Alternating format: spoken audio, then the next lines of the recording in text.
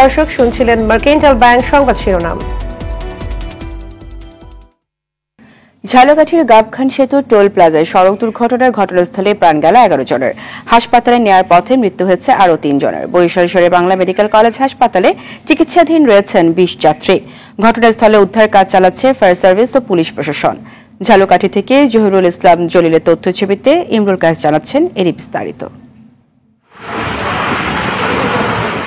সড়কে মৃত্যুর মিছিল যেন থামছে না। দুপুরে বরিশাল পিরোজপুর আঞ্চলিক মহাসড়কের গাবখান সেতু এলাকায় ভয়াবহ সড়ক দুর্ঘটনা দেখল ঝালকাঠিবাসী।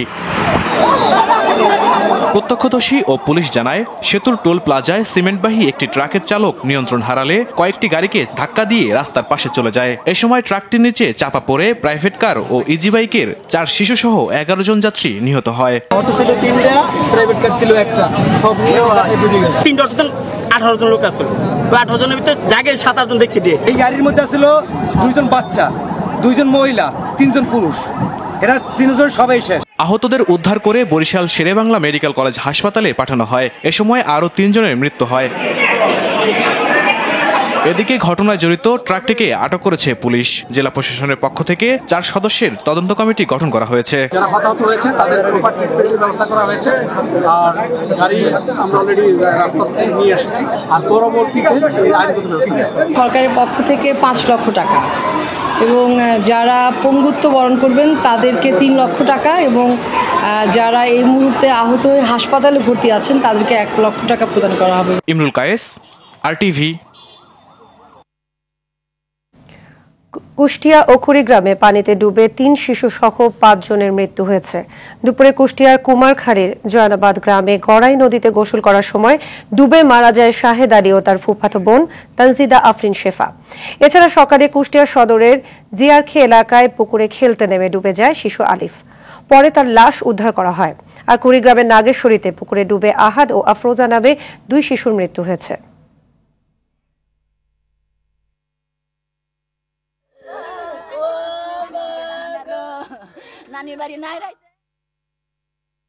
মাদক ব্যবসার সঙ্গে টেকনাফের সাবেক এমপি আব্দুর রহমান মোদির 2 ভাই আমিনুর রহমান ও আব্দুর শুকুরের সংশ্লিষ্টতা রয়েছে বলে জানিয়েছে পুলিশের অপরাধ তদন্ত বিভাগ সিআইডি। দুপুরে রাজধানীর মালিবাগে সিআইডির কার্যালয়ে সংবাদ সম্মেলনে এই তথ্য জানান সংস্থাটির প্রধান মোহাম্মদ আলী মিয়া। তার পুরো পরিবারের বিরুদ্ধে তদন্ত চলছে জানিয়ে সিআইডি প্রধান বলেন, তাদের 6.9 একর সম্পত্তি আদালতের মাধ্যমে বাজেয়াপ্ত করা হচ্ছে। মাদকের 10 গডফাদার সহ 122 জনকে আসামি গ্রেফতার করে গডফাদারদের বাড়ি গাড়ি সহ 178 কোটি টাকার সম্পত্তি বাজেয়াপ্ত করার কার্যক্রম প্রক্রিয়াধীন আছে বলেও জানান তিনি। ইউজার আর খুচরা বিক্রেতা আমরা ধরবো না, আমরা আইনের আওতায় আনবো মাদকের যারা গডফাদার আছে। আমরা এ পর্যন্ত 35টি মামলার প্রকৃত মাদক গডফাদার, এই গডফাদারদের আমরা অ্যারেস্ট করতে সক্ষম হয়েছি। শুধু তাই নয়, তাদের ব্যাংক অ্যাকাউন্ট আমরা ফ্রিজ করেছি, তাদের স্থাবর সম্পত্তি, বাড়ি গাড়ি জমি এগুলি আমরা ফ্রিজ করেছি। রিফাইনারি প্রতিষ্ঠানগুলোর মালিকদের সংগঠন লিটারে 10 টাকা বাড়ানোর ঘোষণার পরও এখনো সয়াবিন তেল বিক্রি হচ্ছে আগের দামে। রাজধানীর বাজারগুলোতে তেল বিক্রি হচ্ছে 160 থেকে 163 টাকা লিটার। বিক্রেতারা বলছেন এখনো নতুন দামের তেল বাজারে আসেনি। এদিকে সপ্তাহের ব্যবধানে অস্বাভাবিক হারে বেড়েছে মশলার দাম। কেজিতে 700 থেকে 800 টাকা বেড়ে এলাচ বিক্রি হচ্ছে 2800 টাকা পর্যন্ত। গোলমরিচ কাজু বাদামে বেড়েছে 200 টাকা। 5 থেকে 10 টাকা বেড়ে কেজি প্রতি দেশি পেঁয়াজ বিক্রি হচ্ছে 60 টাকায়। আর আলু 50 টাকা।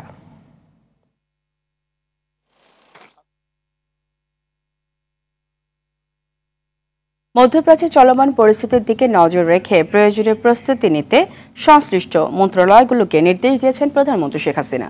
একই সঙ্গে চলমান যুদ্ধাবস্থা দীর্ঘমেয়াদী হলে সে আলোকে করণীয় ঠিক করার পরামর্শও দিয়েছেন তিনি।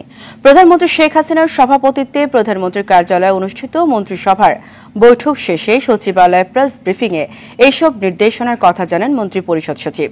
এছাড়া বৈঠকে মহেশখালী সমন্বিত উন্নয়ন কর্তৃপক্ষ আইন 2024-এর খসড়ার নীতিগত অনুমোদন দিয়েছে মন্ত্রিসভা। ফলে জাপান সরকারের সহায়তায় মাতাবাড়িতে একটি গভীর সমুদ্র বন্দর করা হবে বলে জানিয়েছেন মন্ত্রী পরিষদ সচিব। মিডল ইস্টে যে এখন বাস্তবতা তৈরি হচ্ছে সেটি দিকে নজর রাখার জন্য সংশ্লিষ্ট সকলকে আমাদের মন্ত্রিসভার সকল সদস্য সংশ্লিষ্ট মন্ত্রণালয়কে বলেছেন তীক্ষ্ণ নজর রাখার জন্য। সম্ভাব্য রিয়াকশন আমাদের কি হতে পারে আমাদের সংশ্লিষ্ট মন্ত্রণালয়কে এখন থেকে প্রস্তুতি নিতে বলেছেন। মহেশখালী সমন্বিত উন্নয়ন কর্তৃপক্ষ আইন 2024-এর খসড়া তার আওতায় আমাদের মাতার বাড়িতে একটা অর্থনৈতিক জোন তৈরি করা যায় আর উদ্যোগ গ্রহণ করা হয়েছে। ঐতিহাসিক মুজিবনগর দিবস উপলক্ষে ধানমন্ডি 32 নম্বরে বঙ্গবন্ধু শেখ মুজিবুর রহমানের প্রতিকৃতিতে শ্রদ্ধা জানিয়েছেন প্রধানমন্ত্রী শেখ হাসিনা।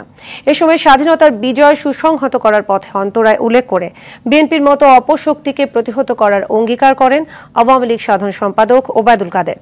আতিকা রহমানের রিপোর্টে দেখুন বিস্তারিত। ঐতিহাসিক মুজিবনগর দিবস উপলক্ষে সকাল 7টায় ধানমন্ডি 32 নম্বরে বঙ্গবন্ধু স্মৃতি জাদুঘরের সামনে জাতির পিতা বঙ্গবন্ধু শেখ মুজিবুর রহমানের প্রতিকৃতিতে শ্রদ্ধা নিবেদন করেছেন প্রধানমন্ত্রী শেখ হাসিনা। পুষ্পস্তবক অর্পণের পর প্রধানমন্ত্রী স্বাধীনতা স্থপতি বঙ্গবন্ধু স্মৃতির প্রতি গভীর শ্রদ্ধা জানিয়ে কিছুক্ষণ নীরবে দাঁড়িয়ে থাকেন। এরপর মন্ত্রিপরিষদ সদস্য ও আওয়ামী লীগের সিনিয়র নেতাদের নিয়ে দলের সভাপতি শেখ হাসিনা শ্রদ্ধা নিবেদন করেন। এ সময় সাধারণ সম্পাদক ওবায়দুল কাদের বলেন, অগণতান্ত্রিক ও সাম্প্রদায়িক শক্তি বিএনপি বাংলাদেশের উন্নয়ন ও সমৃদ্ধির অন্যতম বাধা। বিএনপি সহ স্বাধীনতা বিরোধী সন্ত্রাসী শক্তি, অপশক্তিকে যারা আমাদের বিজয়কে সংহত করার পথে প্রতিবন্ধক, এদের আমরা পরাজিত করব, প্রতিহত করব এবং আমাদের লড়াইকে আমরা এগিয়ে নিয়ে যাব। এরপর যুবলীগ, ছাত্রলীগ, স্বেচ্ছাসেবক লীগ, মহিলা আওয়ামী লীগ সহ আওয়ামী লীগের সহযোগী ও ভাতৃপ্রতিম সংগঠন এবং বিভিন্ন সামাজিক সাংস্কৃতিক সংগঠনের নেতাকর্মীরা বঙ্গবন্ধুর প্রতিকৃতিতে শ্রদ্ধা জানান। এ সময় স্মার্ট বাংলাদেশ গড়ার প্রত্যয় ব্যক্ত করেন নেতারা। আতিকা রহমান, RTV, ঢাকা। ষষ্ঠ উপজেলা নির্বাচনের তৃতীয় ধাপে 112 উপজেলায় ভোট 29 মে। দুপুরে কমিশন বৈঠক শেষে এই তফসিল ঘোষণা করেন নির্বাচন কমিশন সচিব মোহাম্মদ জাহাঙ্গীর আলম। তিনি বলেন, মনোনয়ন ফর্ম জমার শেষ তারিখ 2 মে, মনোনয়ন যাচাই বাছাই 5 মে। রিটার্নিং কর্মকর্তার সিদ্ধান্তের বিরুদ্ধে আপিল 6 থেকে 8 মে, আপিল নিষ্পত্তি 9 থেকে 11 মে। প্রার্থিতা প্রত্যাহারের শেষ দিন 12 মে। প্রতিদ্বন্দ্বী প্রার্থীদের মাঝে প্রতীক বরাদ্দ 13 মে এবং ভোট 29 মে। এ ধাপে 21টি উপজেলায় ভোট হবে ইভিএমে, বাকিগুলো হবে ব্যালট পেপারে।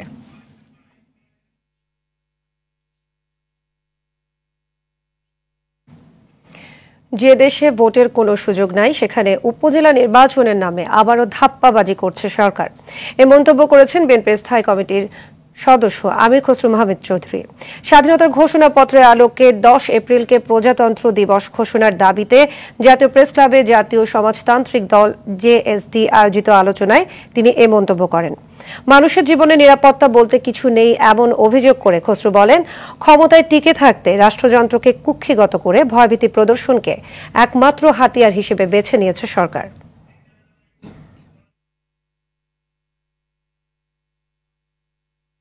আগামী 3 দিন তাপমাত্রা একই রকম থাকলেও শনিবার থেকে আরও বাড়বে দাবদাহ। তবে বৃষ্টির পূর্বাভাস আছে শুধু সিলেট ও চট্টগ্রামে। এছাড়া সারা দেশে বৃষ্টিপাতের সম্ভাবনা নেই। এদিকে তীব্র তাপপ্রবাহ বয়ে যাচ্ছে চুয়াডাঙ্গা ও বাগেরহাটের উপর দিয়ে। গতকাল সর্বোচ্চ তাপমাত্রা রেকর্ড করা হয় চুয়াডাঙ্গায় 40.6 ডিগ্রি সেলসিয়াস, আর ঢাকায় চলছে মৃদু তাপপ্রবাহ। 38.4 ডিগ্রি সেলসিয়াসে ভোগান্তিতে নগরবাসী।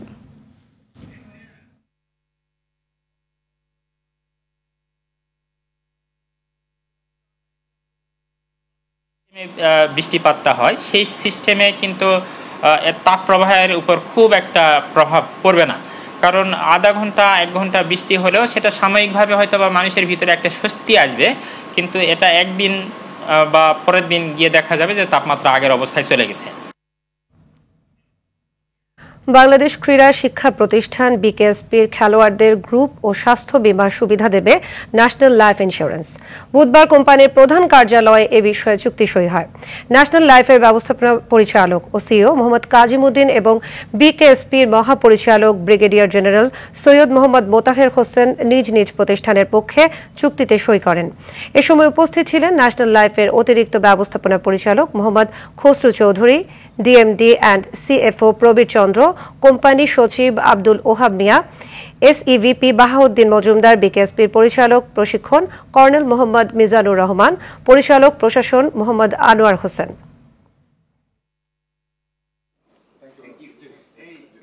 ভালো ভালো প্লেয়ার এই যে ইনজুরির কারণে আলটিমেটলি প্রপার ট্রিটমেন্ট দিতে না পাওয়ার কারণে কিন্তু আলটিমেটলি কভার করতে পারে না। তো আশা করছি যে এটার মাধ্যমে তাদের এই মানে ঝরে পড়াটা আমরা প্রিভেন্ট করতে পারবো। আমাদের সেই সার্ভিস দিয়ে আমরা আশা করি আমরা আমাদের সেই সেবা, উত্তম সেবাই আমরা দেব।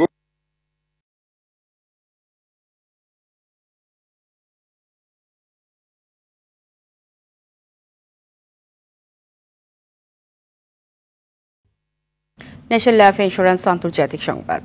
ইরানে হামলার পাল্টা জবাব দিতে তোড়জোড় শুরু করেছে ইসরায়েল। এমন পরিস্থিতিতে বিশ্বের সবচেয়ে গুরুত্বপূর্ণ সমুদ্রপথ হরমুজ প্রণালী বন্ধ করে দেওয়ার হুমকি দিয়েছে তেহরান। আর এই সমুদ্রপথ বন্ধ হলে চরম অর্থনৈতিক সংকটে পড়বে বিশ্বের অধিকাংশ দেশ। এ বিষয়ে বিস্তারিত জানাচ্ছেন রাকিব হাসান।